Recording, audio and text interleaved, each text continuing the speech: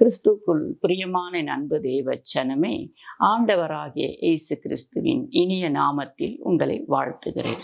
தேவன் இந்த நாளுக்கென்று நமக்கு கொடுத்த வேத வசனத்தை நாம் தியானிப்போம். அதற்காக தெரிந்து கொண்ட வேத பகுதி வெளிப்படுத்தினல் 3ஆம் அதிகாரம் 7வது வார்த்தையை, ஒருவரும் பூட்டக்கூடாதபடிக்கு திறக்கிறவரும் ஒருவரும் திறக்க கூடாதபடிக்கு பூட்டுகிறவருமாய் இருக்கிறவர். ஆம் பிரியமான தேவச்சனமே, இந்த ஜீவனுள்ள வார்த்தையில் அநேக ஆசீர்வாதங்களும் விசுவாசங்களும் உண்மைகளும் இருக்கிறது. என் பிரியமான தேவச்சனமே, நாம் இதை நிதானித்து வாசித்து இதனுடைய ஆசீர்வாதங்களை பெற்றுக்கொள்வோம். ஒருவரும் பூட்டக்கூடாத, ஒருவரும் திறக்கக்கூடாத அந்த ஜீவனுள்ள வார்த்தை என்று எழுதப்பட்டிருக்கிறது. நம்முடைய தேவன் எப்படியாப்பட்ட தேவன் என்பதை நாம் இங்கு காண்கிறோம். ஒருவரும் பூட்டக்கூடாதபடி, ஒருவரும் திறக்கக்கூடாதபடிக்கு அவர் இருக்கிற தேவனா. அவர் திறந்தா திறந்ததுதான், அவர் பூட்டினா பூட்டினதுதான். ஒருவரும் திறக்கக்கூடாதபடிக்கு பூட்டுகிறவர், ஒருவரும் பூட்டக்கூடாதபடிக்கு திறக்கிற தேவன் நம்முடைய தேவன். அப்போ அவருடைய எவ்வளவு பவர் இருக்குதுன்னு பார்த்தீங்களா? என் பிரியமான தேவச்சனமே, நாம் ஆராதிக்கிற தேவன் சர்வ வல்லமை உள்ள தேவன். அவர் தம்முடைய வாயின் வார்த்தையினாலே சகலவற்றையும் படைத்த தேவன். அவராலே சகலமும் செய்ய முடியும் என்பதை இங்கு நிரூபிக்கிற தேவனாய் இருக்கிறார். என் பிரியமான தேவச்சனமே, நாம் இதை குறித்து தொடர்ந்து வாசிக்க போகிறோம். இது இந்த வார்த்தை ஆசீர்வாதம். அவர் தான் நமக்கு ஆசீர்வாதத்தின் ஊற்று என்று நாம் இதுல பார்க்க போறோம். என் பிரியமான், ஏன்னா அவர் ஆசீர்வாதித்தால் ஆசீர்வாதம் தான். அந்த ஆசீர்வாதத்தை யாருமே தடுக்க முடியாது. அவர் பூட்டினால் பூட்டினது தான். ஒரு மனுஷனை அவர் கட்டி வைத்தால் கட்டி வைத்துதான். அதை யாரும் அந்த கட்டை அவிழ்த்து விட முடியாது.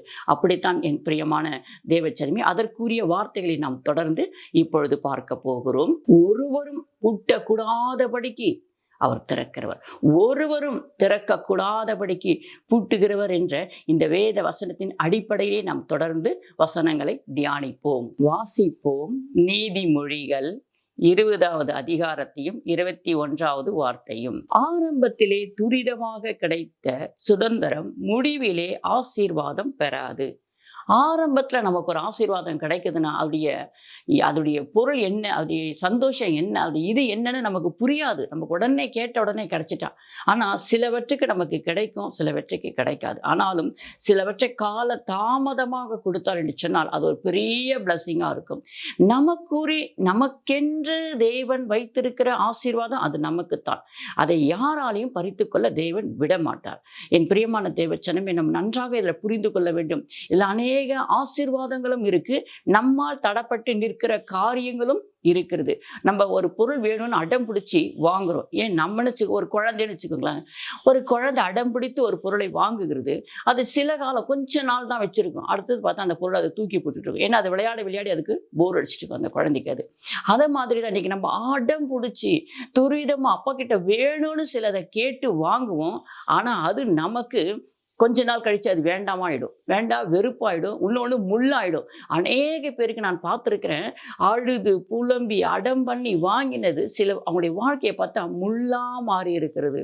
என் பிரியமான தேவச்சனமே, நமக்கு கொடுக்கணும்னு நம்ம அப்பா வச்சிருக்கிற ஆசீர்வாதத்தை அது வேற யாருக்குமே கொடுக்க மாட்டார். நம்ம இதை விசுவாசிக்கணும். நான் முன்பு சொன்னேன் பார்த்தீங்களா, இந்த ஜீவன் உள்ள வார்த்தையில விசுவாசமும் இருக்கு, உண்மையும் இருக்கு, ஆசீர்வாதமும் இருக்கு.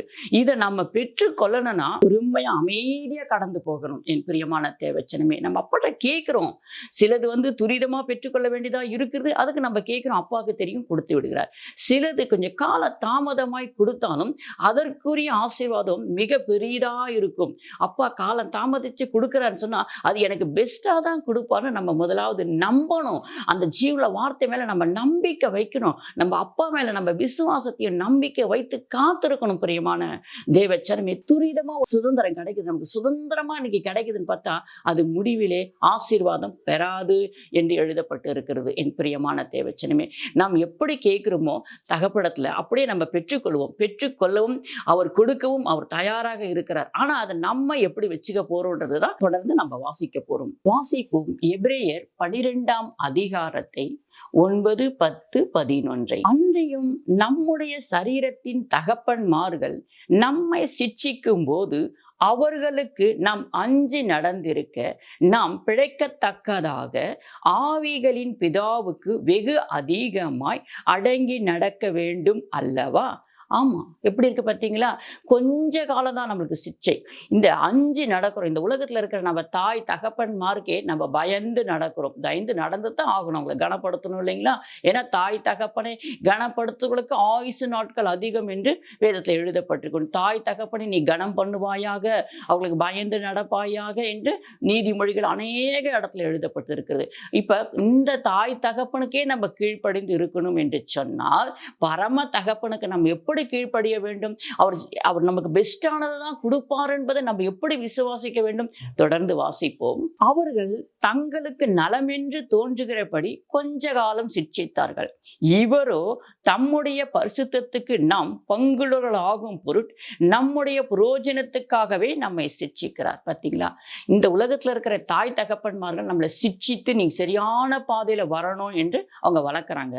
ஏன்னா நீதியின் பாதையில தான் நம்ம பிள்ளைங்க வரணும் அப்படின்னு அவங்களுக்கு ஞானத்தையும் அறிவியும் புத்தியும் சொல்லி கொடுத்து அடிச்சு சரியான பாதையை நடத்தணும்னு வேத வசனம் நமக்கு கற்றுக் கொடுக்கிறது. நம்ம பிள்ளைகளுக்கு கற்றுக் கொடுக்கிறோம். இப்படி இருக்கும் பொழுது பரம தகப்பன் நம்மளை சிட்சித்து நடத்துகிறேன் என்று இந்த இடத்துல பதிவு பண்ணப்பட்டிருக்குது. பரம தகப்பன் எதுக்காக நம்மளை சிட்சிக்கிறார்? நம்ம பரலோக ராஜ்யத்துக்கு போக வேணும், நமக்குரியதெல்லாம் பெஸ்டா கொடுக்கணும், நம்ம நல்லா இருக்கணும். ஏமா நம்ம நல்லா இருந்தா அவருடைய நாமம் மகிமைப்படும், அவருடைய நாமம் உயர்த்தப்படும், இன்னும் அநேக ஆத்துமாக்களை ஆதாயப்படுத்த முடியும். இதனால கர்த்தர் நம்ம சரியான பாதையில முதலாவது நடத்துவேன் என்று சொல்லி இந்த இடத்துல பதிவு பண்ணுகிறார். நாம் அப்படியே தொடர்ந்து வாசிப்போம். எந்த சிட்சையும் தற்காலத்தில் சந்தோஷமாய் காணாமல் துக்கமாய் காணும், ஆகிலும் பிற்காலத்தில் அதில் பழகினவர்களுக்கு அது நீதியாகிய சமாதான பலனை தரும். ஆமேன், ஹல்லேலூயா. கொஞ்ச காலம் நம்ம தேவன் நம்மளை உபதிரப்படுத்தும் பொழுது, கஷ்டப்படுத்தும் போது அது நமக்கு ரொம்ப பெருசா தெரியும். அப்பா என்னால முடியலப்பா. ஆனா அதை பழகிட்டோம்னா ஆட்டோமேட்டிக்கா ரொட்டீனா நம்ம அந்த வேலைகளை செய்ய ஆரம்பிச்சு, நான் ஜெபிக்கிறது போகிறது வர்றது, அப்பா எனக்கு பெஸ்டானது தான் தருவாருப்பா, அப்பா எனக்கு நல்லதுதான்ப்பா செய்வாரு, இன்னைக்கு ஒரு சின்ன பிரச்சனை வந்திருக்கா, இதை அப்பா பார்த்து கொள்வார்ப்பா அப்படின்னு நம்ம கண்ட்ரோல் அப்படியே அப்பா கிட்ட விட்டுட்டு நம்ம வாழ ஆரம்பிச்சிட்டோம்னா அது அழகான முறையில் அவர் நடத்தி கொண்டே போவார்.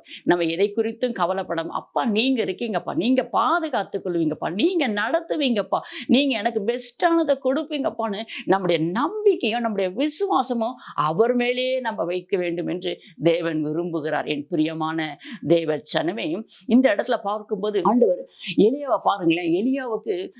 எலியாவையும் அவர் ஆசீர்வாதிக்கணும், பாதுகாக்கணும். அதே போல அந்த சாரிபாத் விதவை இருக்கிறா பார்த்தீங்களா, அந்த விதவையும் அவர் ஆசீர்வாதிக்கணும், பாதுகாக்கணும்னு விரும்புகிறார். ஏன்னா விதவை ஒருவேளை அவருடைய கண்ணின் பார்வையில உண்மையா வாழ்ந்திருப்பாங்க, பரிசுத்தமா வாழ்ந்திருப்பாங்க, அவளுக்கு ஒரு குழந்தையும் இருக்குதுன்னு எழுதப்பட்டு இருக்கிறது. அப்படி இருக்கும்பொழுது அந்த ஆண்டவர் என்ன செய்கிறார் பார்த்தீங்களா, இந்த இடத்துல இருந்து நீ சாரிபாத் என்ற விதவை வீட்டுக்கு போ அப்படின்னு சொல்லி ஆண்டவர் அங்க அனுப்புகிறார். ஏன்னா அங்க அந்த மகளையும் ஆசீர்வாதிக்கணும், எலியாவையும் ஆசீர்வாதிக்கணும், இவங்க 2 பேருக்குமே போஜனம் கொடுக்கணும். இதான் தேவனுடைய திட்டம்.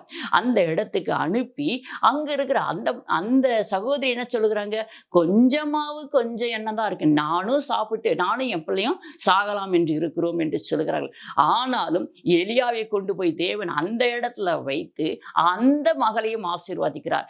மாவும் எண்ணெயும் குறையாமல் வந்துதான் எதுவரை பஞ்சகாலம் தீரும் வரை. ஹல்லேலூயா, ஹல்லேலூயா.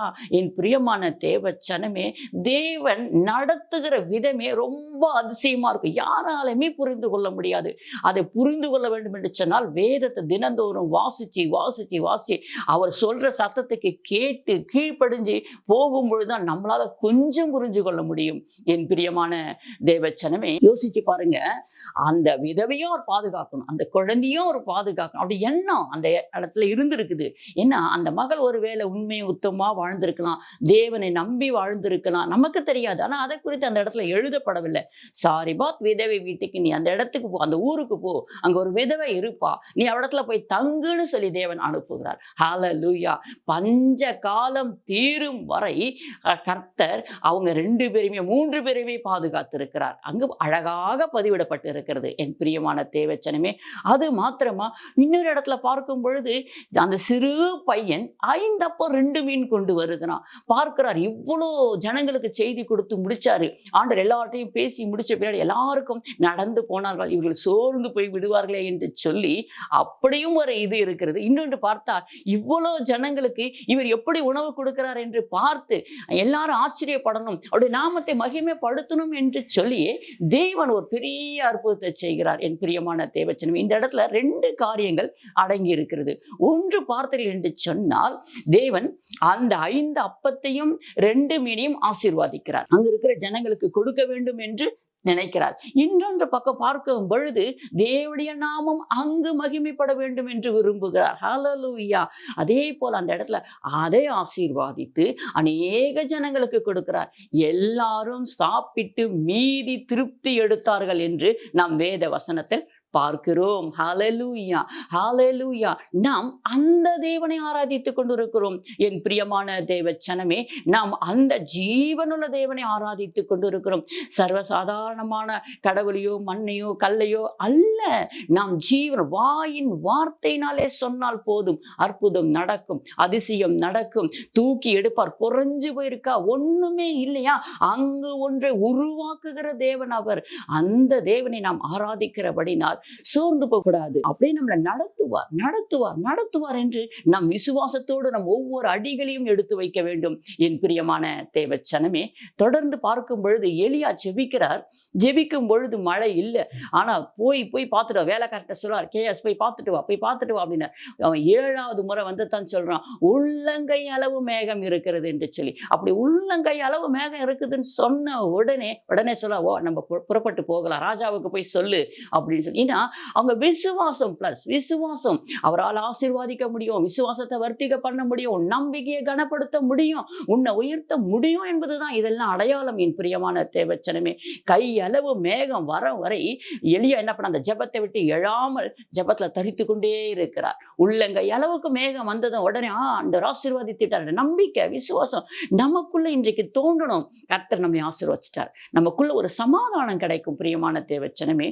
நம்ம இன்னைக்கு நல்லா ஜெபிக்கிறோம்னு சொன்னா, அந்த ஜெபம் முடிஞ்சதும் அந்த நமக்குள்ள ஒரு சமாதானம் தெரியும், ஒரு அமைதி தெரியும். நமக்குள்ள அந்த போராட்டம், அந்த கடல் கொந்தளிக்கிறது போல இருக்கு பாத்தீங்களா, அந்த கொந்தளிப்பெல்லாம் அப்படியே அமர்ந்து நமக்குள்ள ஒரு சமாதானம் தெரியும். அப்பா, நமக்கு இதை கர்த்தர் வாய்க்க செய்ய போகிறார், கர்த்தர் நமக்கு இதை தரப்போகிறார், கர்த்தர் நம்மளோடு கூட இருக்கிறார் என்று சொல்லி நமக்குள்ள ஒரு சமாதானம் தெரியும் என் பிரியமான தேவச்சனமே. வாசிப்போம் யோபு 42ஆம் அதிகாரத்தை 2வது வார்த்தையை. தேவரீர் சகலத்தையும் செய்ய வல்லவர், நீர் செய்ய நினைத்தது தடைப்படாது என்பதை அறிந்திருக்கிறேன். ஆம் பிரியமான தேவச்சனமே, அவர் எல்லாவற்றையும் செய்ய வல்லவர் என்று யோபு அறிந்திருக்கேன்னு சொல்றான். யோபு மாத்திரமா? நம்ம கூட தானே அறிஞ்சிருக்கோம். நமக்கு ஆண்டு எவ்வளவு அற்புதம் செஞ்சிருக்கிறார், எவ்வளவு அற்புதங்கள் செய்திருக்கார். அதை நினைத்து பார்த்து நாம் நன்றி சொன்னா ஆரம்பிச்சாலே மற்ற அற்புதங்கள் நமக்கு இப்ப எதிர்பார்த்து கொண்டு இருக்கிறோம் பாத்தீங்களா, இது நடக்கணுமேன்னு சொல்லி அது ஆட்டோமேட்டிக்கா தன்னால நடந்துவிடும். ஏன்னா அப்பா நம்ம கிட்ட பாக்குறது விசுவாசத்தை மாத்திரம்தான் என் பிரியமான தேவச்சனமே. அந்த விசுவாசம் நமக்குள்ள பூர்த்தி ஆகும் பொழுது அப்பா அதை நிச்சயமா செய்து முடித்து விடுவார். அப்பாவால எல்லாம் கூடும். தேவரீர் நீ சகலவற்றையும் செய்ய வல்லவர், சகலவற்றையும் அவர் செய்ய வல்லவர் என்பதை யோபு அறிந்திருக்கிறார். அதனாலதான் அவர் தைரியமா சொல்லுவார், தேவரீ நீ சகலவற்றையும் செய்ய வல்லவர். அவருக்கு எவ்வளவு போதனை வந்துச்சு, எவ்வளவு பாடு வந்துச்சு, எவ்வளவு கஷ்டம். ஆனா யோபு போல பாடுகளை நம்மளால அனுபவிக்க முடியாது என் பிரியமான தேவச்சனமே. யோபு எல்லா பாடுகளையும் சகித்து, நான் என்னை கொன்று போட்டாலும் நான் தேவன் மேலே நம்பிக்கையாயிருப்பேன், அவ்வளவுதான், முடிஞ்சு போச்சு, எனக்கு என்னமே வேண்டாம், என் தேவன் என்னோடு கூட இருந்தா எனக்கு அது போதும், என்னை அவர் தான் சோதிக்கிறார், அவருடைய கரம் தான் என் மேல பாரமா இருக்குது என்று சொல்லி யோபு தேவனையே நோக்கி பார்த்து கொண்டிருக்கிறார். நாமும் அப்படித்தான் என் பிரியமான தேவச்சனமே, அவரைத்தான் நோக்கி பார்க்க வேண்டும். வேற யார் இருக்காக நமக்காக உதவி செய்வதற்கு, நம்மளை தூக்கி விடுவதற்கு, நமக்கு கொடுத்து தாங்குவதற்கு என்று யார் இருக்காங்க? வேற யாரும் நமக்கு வேண்டாம். அப்படி யாரும் இல்லவும் இல்லை. ஆனால் தேவன் நமக்கு இருக்கிறார் என்ற விசுவாசம் மாத்திரம் நமக்குள்ள இருந்தால் போதும் என் பிரியமான தேவச்சனமே. நாம் அப்படியே தொடர்ந்து வாசிப்போம். யோபு 12ஆம் அதிகாரம் 14வது வார்த்தையை, இதோ அவர் இடித்தால் கட்ட முடியாது, அவர் மனுஷனை அடைத்தால் விடுவிக்க முடியாது. ஆம் பிரியமான தேவச்சனமே, இதோ அவர் இடித்தால் இடித்து போட்டது, அவர் திரும்ப கற்றம் நினைக்கிறவர்களையும் அதை யாராலையும் கட்ட முடியாது. அவர் இடிச்சதுதான். இதைதான் நம்ம புரிஞ்சு கொள்ளணும்ன்ற இந்த இடத்துல அவர் தான் ஆசீர்வாதத்தின் ஊற்று. ஒரு மனுஷன் அவர் ஆசீர்வாதிக்க நினைச்சிட்டு ஆசீர்வாதமா வைப்பாரு. இல்லட்டினா அவர் கொஞ்ச நாளைக்கு என்ன பண்ணுவார், அப்படியே கட்டி தான் வச்சிருப்பார். இதுதான் அவருடைய வார்த்தை. இந்த வார்த்தையை தான் நம்ம புரிஞ்சு கொள்ளணும், பொறுமையோடு இருக்கணும். இதுல ஆசீர்வாதமும் இருக்கு, உண்மையும் இருக்கு, விசுவாசமும் இருக்கு. என் பிரியமான தேவச்சனமே, அவர் இடிச்சிட்டாருன்னா வேற எங்கேயும் நம்ம போக முடியாது. யோபு எப்படி ஒரே இடத்துல அமைதியா உட்காந்துட்டார் பார்த்தீங்களா? ஜபத்தோடு அமைதியா உட்காந்துட்டார். நம்மளும் அப்படியே ஜபத்தோடு அமைதியா உட்கார்ந்துருப்போம். கர்த்தர் எழுப்பி கட்டினா யோபுக்கு எப்படி ஆசீர்வாதம், ரெட்டிப்பான ஆசீர்வாதம். எல்லா விதத்திலையும் அவருக்கு என்னென்ன இழந்தாரோ அதெல்லாம் ரெட்டிப்பா கொடுத்தாரா என் பிரியமான தேவச்சனமே. அந்த ரெட்டிப்பான ஆசீர்வாதம் கொடுத்தது மாத்திரமல்ல, 4 தலைமுறை அவர் தன்னுடைய சன்னதியை பார்த்தாரா. எவ்வளவு பெரிய ஆசீர்வாதம் தெரியுங்களா?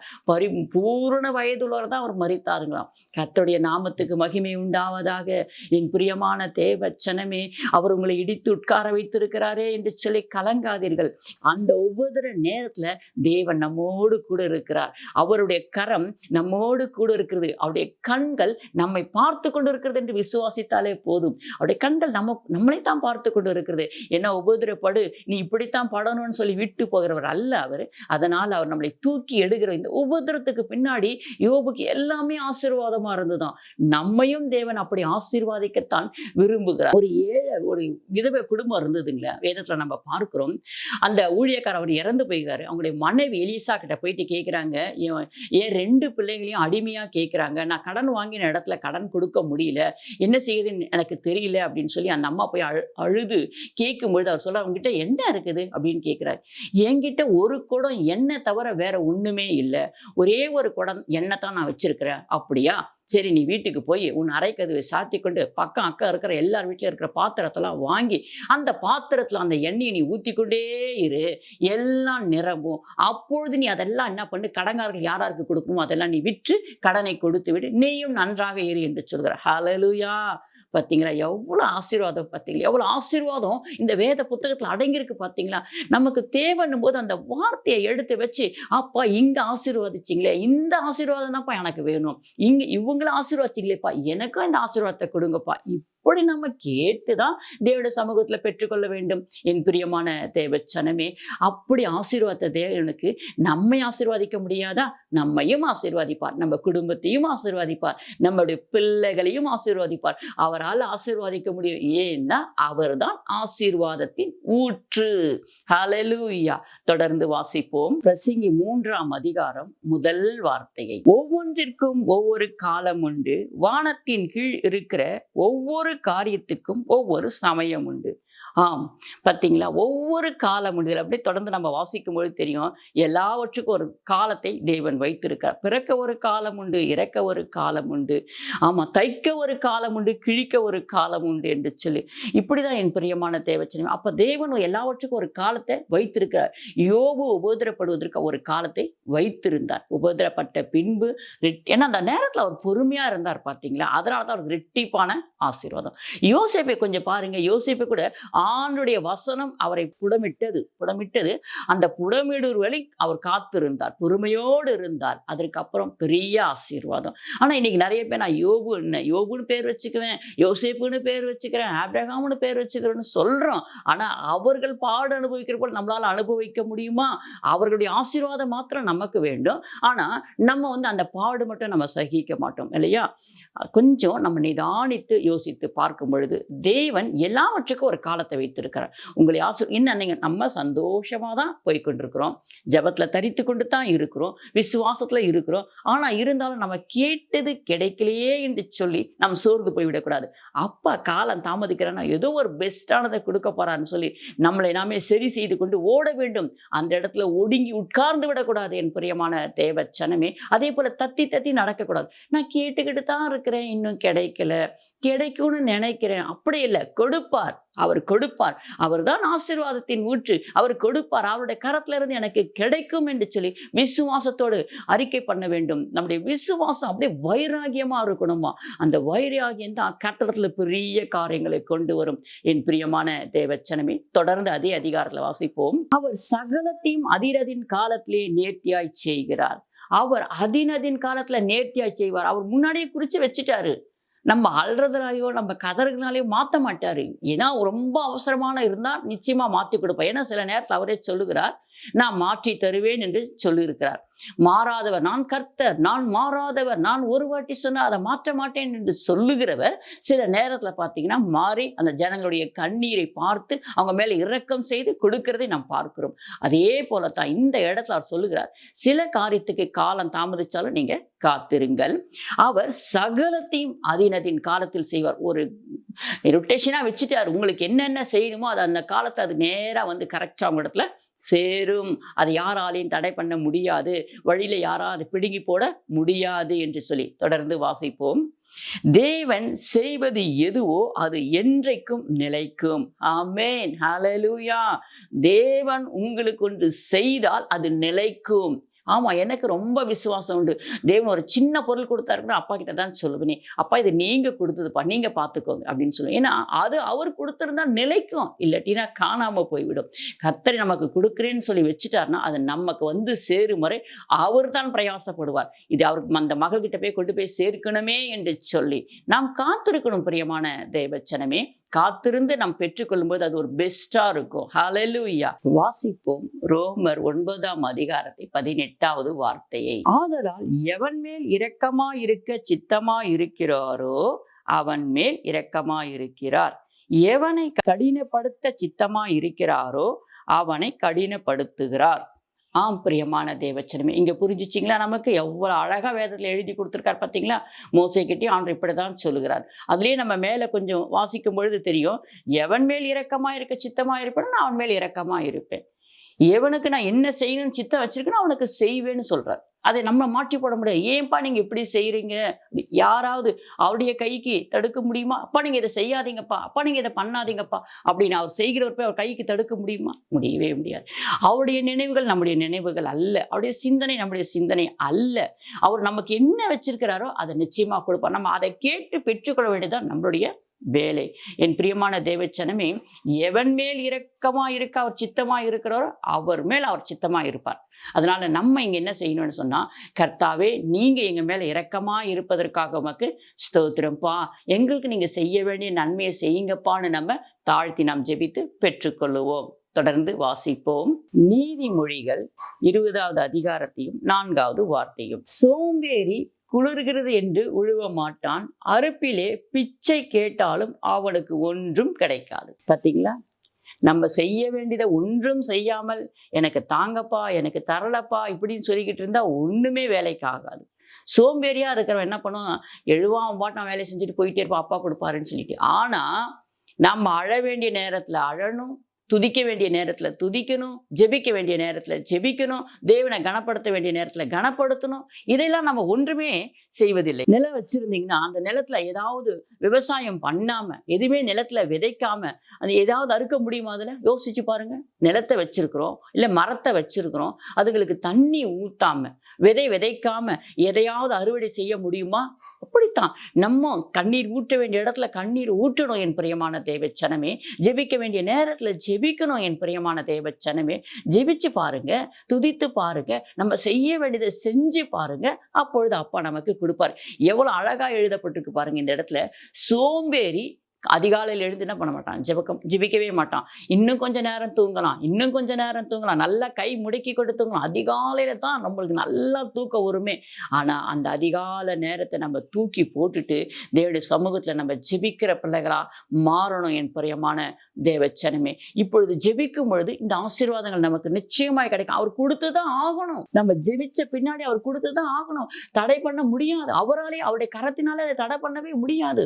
ஏன்னா அவர் சொல்லியிருக்கிற வேத வசனங்கள் நிறைவேறணும். என் பிரியமான தேவச்சனமே, உண்மை இருக்குது, விசுவாசம் இருக்குது, ஆசீர்வாதம் இருக்குது. இந்த வசனத்தை நம்ம உறுதியாக பிடித்துக் கொள்ள வேண்டும். பிடித்துக்கொண்டு நம்ம தொடர்ந்து ஜெபிக்கும் போதுதான் இதனுடைய ஆசீர்வாதங்களை நம்மளால பெற்றுக்கொள்ளவே முடியும். அடைக்கப்பட்ட வாசல் கதவு திறக்கிறது நிச்சயம், நன்மை நடக்கிறது நிச்சயம், ஆசீர்வாதம் நிச்சயம். ஒவ்வொரு ஆண்டும் தொடர்ந்துகிட்டே இருக்கும். இந்த ஆண்டு ஆரம்பத்துல நம்ம ஜெபிப்போம், இந்த ஆண்டு நமக்கு எப்படியாவது ஆசீர்வாதம் கிடைச்சிடணும்ப்பா அப்படின்னு சொல்லி ஆன்லைன் ப்ரே ஜெபம் பண்ணிடுவோம் ஜனவரி 1 ஆனா அந்த வருஷமே முடிஞ்சிருக்கும், நமக்கு கிடைச்சே இருக்காது. ஏன்னா நம்ம கிட்ட இருக்கிற குறைகள் தான். அதற்காக பல மணி நேரம் டைம் ஒதுக்கணும், ஜெபிக்கணும், கண்ணீர் விடணும், உபவாசிக்கணும், தேவனை தேடணும். எவ்வளவு இருக்கு பாத்தீங்களா? ஒரு நிலத்துல ஒரு விதையை விதைச்சிட்டோம்னா, விதையை விதைச்சிட்டு வந்து நம்ம படுத்துக்கிட்டு இருந்தா அதே விளைஞ்சிருமா? இல்லையே.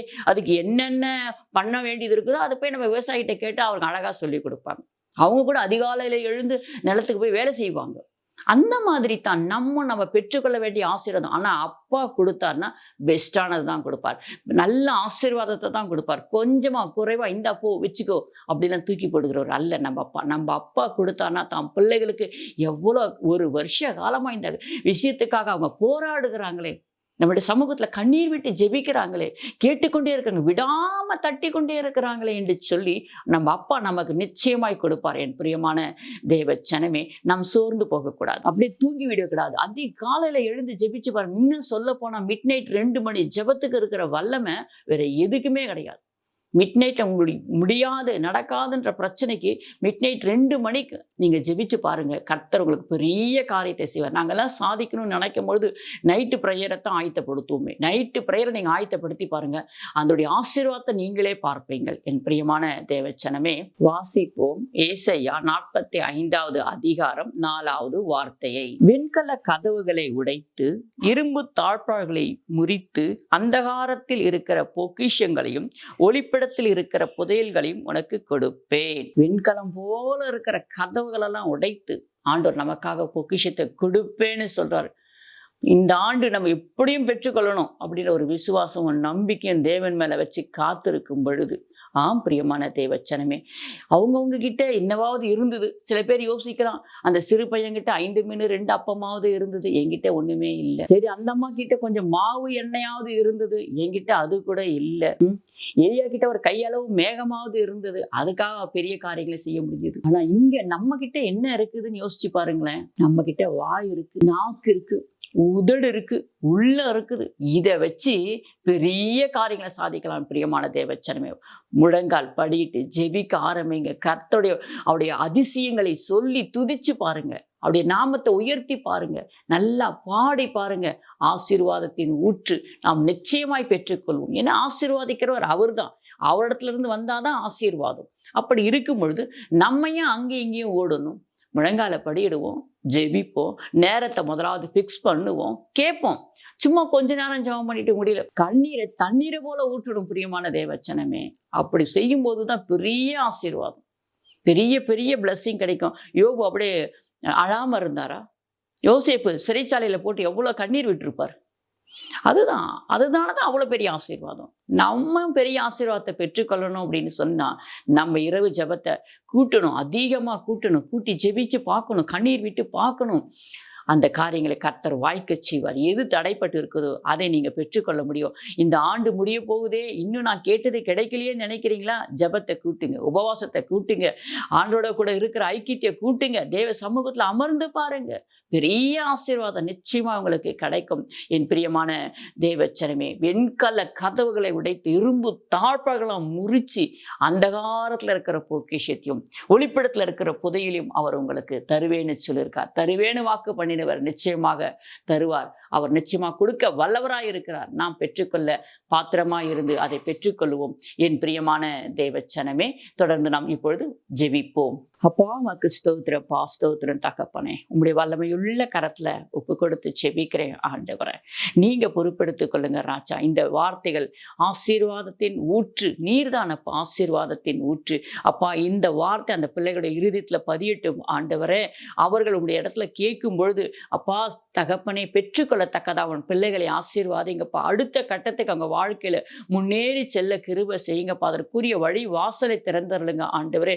பிள்ளைகளுக்குரிய நன்மைகள் கர்த்தாவே, ஒத்தாசைகள் கர்த்தாவே, உதவிகள் கர்த்தாவே உம்மிடத்திலிருந்து உம்முடைய பிள்ளைகளுக்கு கிடைக்கும்படியாய் ஜெபிக்கிறேன் ஆண்டவரே. ஆம் தகப்பனே, வேற எங்க போக முடியும் உம்முடைய பிள்ளைகள் ஆண்டவரே? உம்மையே நம்பி இருக்கிறபடினால் உம்முடைய பிள்ளைகளுடைய தேவைகள் நீர் பரிபூர்ணமாய் சந்திப்பீராக, ஆசீர்வாதிப்பீராக. இந்த ஆசீர்வாதமான வார்த்தை அவர்கள் பெற்றுக்கொள்ள நீர் கிருபை செய்வீராக. அவருடைய வாழ்க்கையில தடைப்பட்ட சந்தோஷமான காரியங்கள் நடப்பதாக ஆண்டவரே.